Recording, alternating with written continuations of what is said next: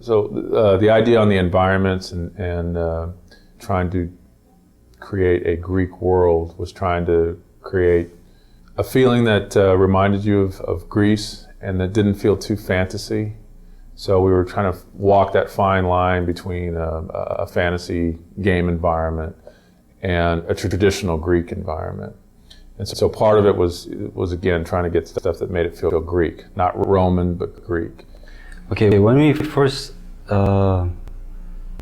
start concepting out environments, it wasn't really defined as levels, you know. We picked out the important locations such as Pandora and Athens and Hades, and all I knew is like the game should feel really big, which means there's no like cramped area. It's more like challenge against the god and like huge monsters. So the look of the environment should be like huge, you know.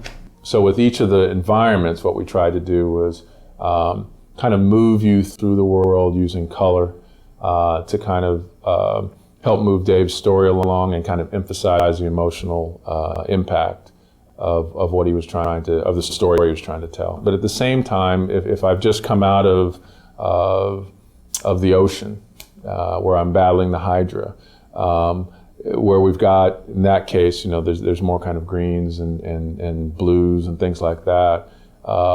I don't want to go into that same scenario color-wise again. It's like if I did the whole game in black and white, you get probably bored with it after a while.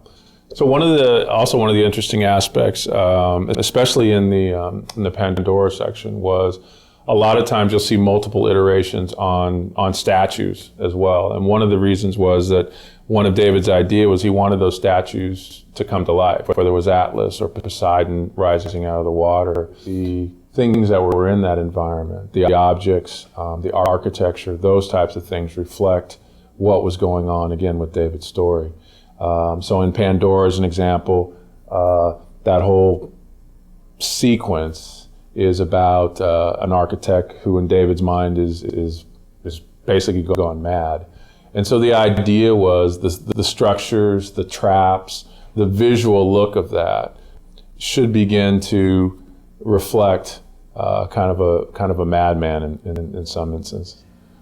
I did that piece, even the level of the design wasn't solid yet. So, but my own interpretation, I was thinking it's like things are like there's no gravity, but at the same time things are like kind of shifting all the time, and there's infinite distance in the back. Things are flying, falling, exploring.